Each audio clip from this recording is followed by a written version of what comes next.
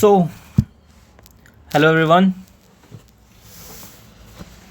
This is Harsh, and we are going to study the Lost Spring, Chapter 2 Stories of the Stolen Childhood. तो about the author हैं इनकी अनीस जंग, जो कि रौरकेला में पैदा हुई थी और इन्होंने अपनी एजुकेशन कहाँ से कंप्लीट करी है? यूनाइटेड स्टेट्स ऑफ अमेरिका और हैदराबाद से। मतलब फाइनेंशियली इनका बैकग्राउंड काफ़ी ठीक ठाक रहा होगा। Her parents were both writers. Anees Jung began her career in writing in India.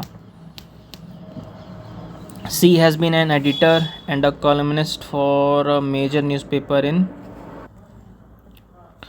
So following is an excerpt from the excerpt. मतलब क्या होता है? excerpt मतलब होता है कि कोई छोटा चीज़ जो है उनके पूरी स्टोरी से लिया, मतलब पूरी कहानी से जो कोई छोटा काम लिया गया हो, ठीक है ना.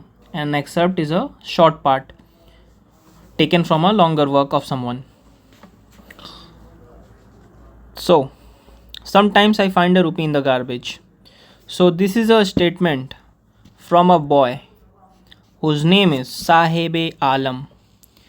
भैया उनका नाम था साहेब आलम, लेकिन काम क्या कर रहे थे वो? कूड़ा बिनने का. सो आयरनी ये है कि मैं उनका मजाक नहीं उड़ा रहा हूँ, लेकिन कड़वी सच्चाई ये है कि देश में गरीबी बहुत है. तो राइटर उनसे पूछती हैं कि भाई why do you do this? I ask whom I encounter every morning scrounging for gold in the garbage dump of my neighborhood. तो ऑथर उनसे पूछती हैं कि तुम ये क्यों करते हो?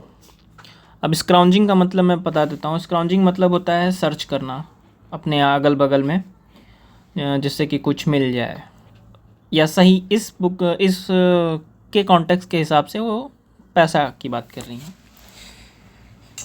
कि मतलब कुछ भी अपने अगल बगल ढूंढना जिससे कि कुछ मिल जाए. अब वो मिल जाए कुछ भी हो सकता है, जैसे कि पैसा, ज्वेलरी या कोई आइटम, ठीक है. So why do you do this? I ask Sahib Alam whom I encounter every morning for the gold in the garbage dump of my neighborhood. Sahib Alam से पूछती हैं कि तुम यार ये सब क्यों कर रहे हो? अब वो जो है साहिब आलम क्या ही जवाब दें उन्हें. Saheb left his home long ago. Saheb भाई अपना घर छोड़ छाड़ दिया था काफ़ी टाइम पहले, जो कि कहाँ पे था? बांग्लादेश में. So here is an another hard word और key word. Set amidst the green field of Dhaka his home is not even a distant memory. Amidst मतलब क्या होता है? एमिस्ड मतलब होता है इन द मिडिल ऑफ.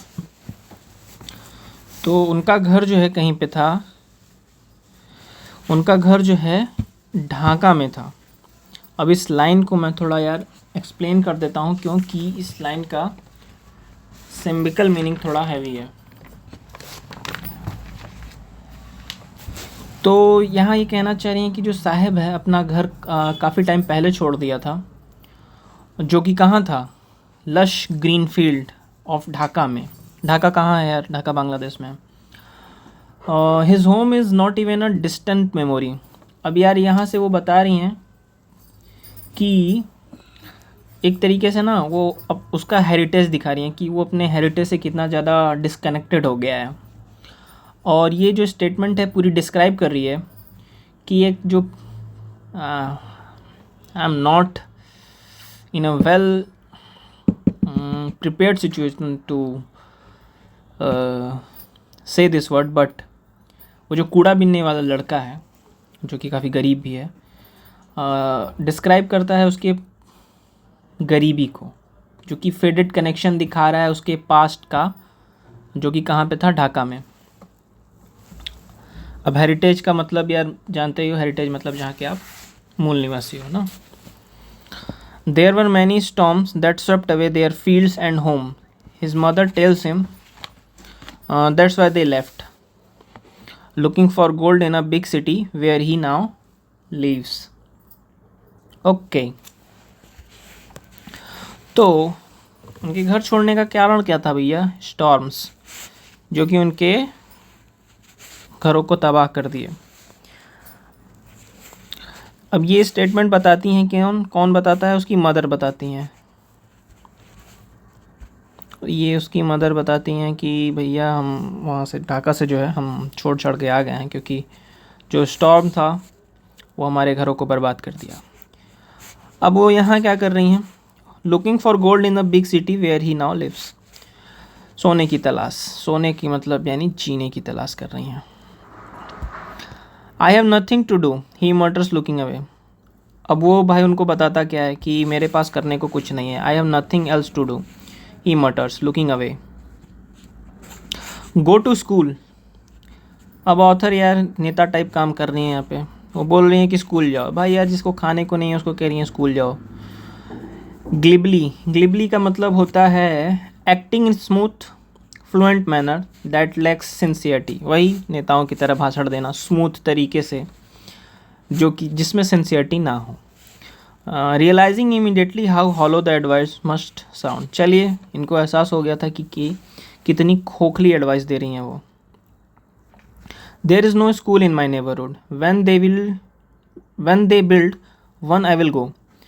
तो साहब बोलता है कि मेरे नेबरहुड में तो कोई स्कूल ही नहीं है, अगर वो बनाते हैं तो फिर मैं वहाँ जाऊँगा। अब ऑथर ने फिर एक झूठा वादा किया। If I start A school will you come. क्या अगर मैं स्कूल बनाऊँगी तो तुम आओगे? I ask half jokingly. यार देखो ऑथर या तो यहाँ पे पागल हो गई हैं, या उनको गरीबी देख के बहुत मज़ा आ रहा है। तो यार इसीलिए होता है ना, जब आदमी प्रिविलेज्ड होता है तो फिर वो दूसरे की सिचुएशन थोड़ा नहीं ही समझ पाता है। उससे पूछ रही हैं कि यार जब मैं स्कूल बनाऊंगी तो क्या तुम आओगे? अब वो लड़का जो है साहब, वो बोलता है कि यस, बिल्कुल आऊँगा जी। He says smiling broadly. A few days later I see him running up to me. Is your school ready? कुछ दिनों के बाद भाई वो लड़का भागते हुए आता है इनके पास और बोलता है कि क्या आपका स्कूल तैयार हो गया? It takes longer to build a school, it takes a longer to build a school. अब यार ऑथर यहाँ पे बोल रही हैं कि स्कूल बनाने में थोड़ा समय लगता है। अब वो एम्बेरस फील कर रही हैं कि ओ माय गॉड, ये क्या कर दिया मैंने।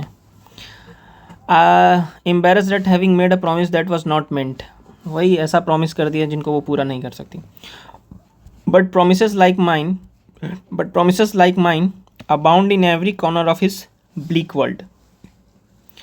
ब्लीक का मतलब होता है ऑफरिंग नो होप, किसी को उम्मीद नहीं देना। अब यहाँ पे जो ये लाइन है, but promises like mine around in every corner of his bleak world, इसका थोड़ा गहराइयों में अंतर देना पड़ेगा। ये रिफ्लेक्ट करता है ऑथर की रियलाइजेशन को कि जो उनका कैजुअल अनफुलफिल्ड प्रॉमिस था साहब को कि हम स्कूल बनाएंगे, ये बस it is just one of many empty assurance. एक तरीके का वो खोखलापन था, जो उनके एश्योरेंस में वो सिंसियरिटी नहीं थी। और वो भी दे किसे रही हैं? एक कूड़े वाले बच्चे को, एक जो एक कूड़ा बिनता है, जिसकी लाइफ होपलेस है। After months of knowing him I ask his name. तो भैया कुछ महीनों के बाद जब उसका थोड़ा जान पहचान हुआ ऑथर का, तो उन्होंने पूछा क्या उसका नाम। तो उसने अपना नाम बताया, साहिब आलम। साहिब आलम उसने अपना नाम बताया। He does not know what it means. उसको इसका मतलब भी नहीं पता है। अगर उसको पता चल जाए तो यार वो तो एकदम एम्बेरस ही हो जाएगा। If he new it's meaning, अगर वो अपना नाम का मतलब जानेगा, जो कि होता है Lord of the universe, he would have hard time believing it. तो उसको ये बिलीव करने में बहुत समय लग जाएगा। Unaware of what name represent, he roams like the street with his friend। अब बिना नाम के मतलब जाने वो यार सिटी को ऐसे घूम रहा है अपने दोस्तों के साथ। An army of barefoot boys who appears like the morning bird and disappear at noon। Over the months I have come to recognize each of them। तो यहाँ पे जो मेटाफर यूज़ हुआ है यार, मैं उसको बता देता हूँ। उस मेटाफर का कहाँ गया साला, या who appears like the morning bird. तो यार ये स्माइली प्रेजेंट है यहाँ पे, ठीक है ना। तो एक तरीके से यहाँ पे इन्होंने मेटाफर यूज़ कर दिया ऑथर ने। अब पूरी लाइन का मतलब हम लोग समझते हैं कि जो मॉर्निंग बर्ड्स होती हैं इवोक कर रही हैं एक लिवली, और जो होता है ना चिड़ियों का चहचहाना, एक तरीके से आप एक्टिविटी दिखा रहे हो, सिंबलाइज कर रहे हो बॉय के यूथफुल नेचर को और उनके एनर्जी को, केयर फ्री नेचर को, जो कि सनराइज़ में घूमते हैं। अब जो यहाँ पे दूसरा सेंटेंस है, डिसअपियरेंस एट नून, यार ये रिफ्लेक्ट करता है फेडिंग विगर को, ठीक है ना। विगर मतलब क्या होता है, विगर VIGOR, विगर मतलब होता है एक्टिव फिजिकल और mental strength. So it represent fading vigour from mid day, just like heat, hunger और other duties, highlighting poverty toll on childhood. तो यार आप ये समझ रहे हो कि टोल मतलब क्या होता है, TOLL, टोल मतलब होता है नेगेटिव इफेक्ट। ये दिखा रहा है कि जो पॉवर्टी है कितना नेगेटिव इफेक्ट डाल रही है किसी बच्चे पे। और आप सोचिए, लगभग इन्हीं हालातों से हमारे देश में कोई निकल के प्रेसिडेंट बनता है और वो इतनी सारी मिसाइलें बनाता है इंडिया के लिए। So his achievements can not be taken in a light manner. So that is why doctor APJ Abdul Kalam was such a high reputable man. Other मतलब उनका इससे कोई कॉन्टेक्स्ट नहीं है, बट मैंने फिर भी बता दिया। सो अगली line, why aren't you wearing chappals. तो एक लोगों से वो ऑथर पूछती हैं कि भैया चप्पल क्यों नहीं पहना तुमने। तो रिप्लाई क्या करता है वो, my mother did not bring them down from the shelf, he answer simply. Self मतलब ताका होता है, ठीक है ना। अब यहाँ पे मैं लिटरल और सिंबॉलिक मीनिंग इस लाइन का समझा देता हूँ। इसका मतलब होता है my mother did not bring down from the shelf, he answer simply. इसका मतलब यह है कि जो बॉय है अपना एक्सप्लेन कर रहा है कि जो उसकी मदर है उसने चप्पल नहीं उतार के दिया। ये वो दिखाता है कि चप्पल एग्जिस्ट करती हैं लेकिन अनयूज्ड हैं, क्योंकि इनएक्सेसिबिलिटी है उसकी हैबिट की वजह से।